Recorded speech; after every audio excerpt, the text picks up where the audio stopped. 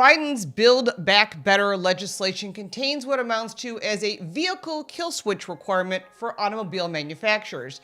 The proposal is being marketed to legislators as a safety measure that would cut down on drunk driving incidences. That would be good, but the bill would require automobile manufacturers to build such capabilities into all new cars starting in 5 years. The provision was reported on by former U.S. Representative Bobb Barr, who writes for the Daily Caller. Barr describes the measure as disturbingly short on details and said it should set off multiple red flags. The safety device would passively monitor the performance of a driver of a motor vehicle to accurately identify whether that driver may be impaired. In order for a car to be equipped with this capability, the system would always be on and casually monitoring the performance on the driver. It would also, of course, give entities the ability to stop the vehicle. This would likely turn into a government function over time in the name of regulation. In addition, that system would need to have an open or at least one back door, meaning unauthorized or third party can gain access to the system data. Such a system would be mandatory on all vehicles after 2026, according to the new legislation. Welcome back to the channel. I'm Lauren Fix. If this is your first time here, we give you more than car reviews and first looks at new vehicles. We give you car smarts because knowledge is power. Don't forget to subscribe and click that little bell for notifications so you don't miss anything. Do you remember that 2,700-page, $1 trillion infrastructure bill that the U.S. government passed in August? Well, have you read it? Of course, I'm joking. We know you haven't read it. I don't think most of the legislators who voted on it read it or any of their people. Now, some folks have read it, and they're finding some pretty alarming things buried in the bill. One of the most concerning things we've heard so far is the revelation that the infrastructure bill includes a measure mandating vehicles have a backdoor kill switch in every vehicle by 2026. Now, the clause is intended to increase the vehicle's safety by passively monitoring the performance of a driver of a motor vehicle to accurately identify whether the driver may be impaired. And if that sentence doesn't make your hair stand on end, you're not thinking about the implications.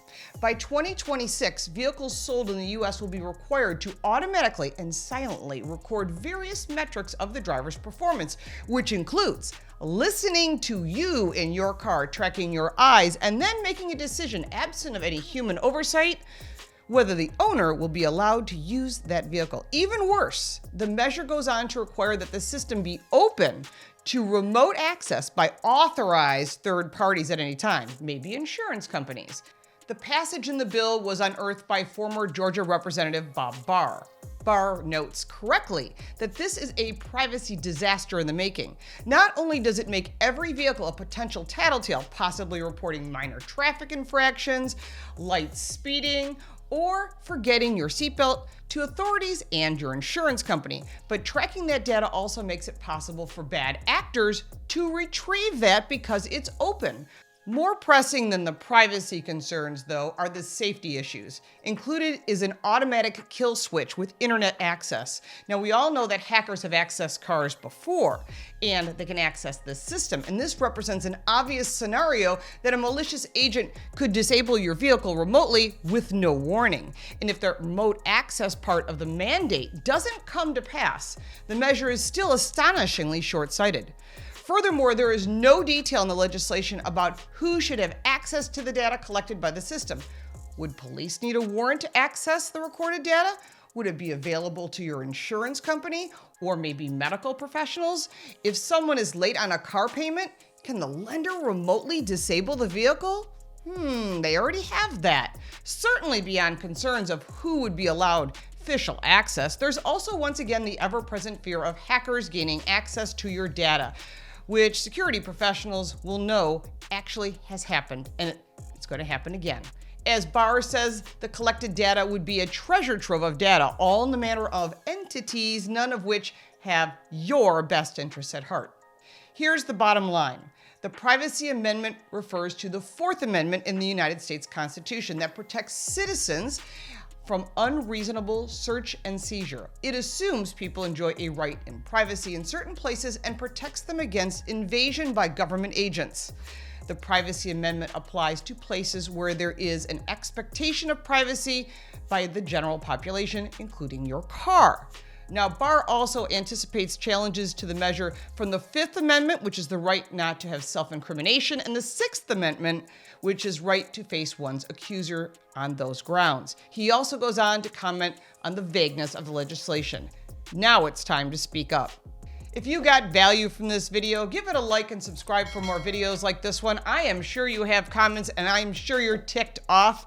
I'd love to hear that down in the comments below. Let's open the conversation. Let's let the world know what is going on. I'm also answering questions on Instagram and all forms of social media at LaurenFix. And of course, I'll be posting some new information as it becomes available. There's more on my website, carcoachreports.com, with content in English and Spanish. And if you still need a gift idea for your favorite person, consider my book, Lauren Fix's Guide to Loving Your Car. The link is down below.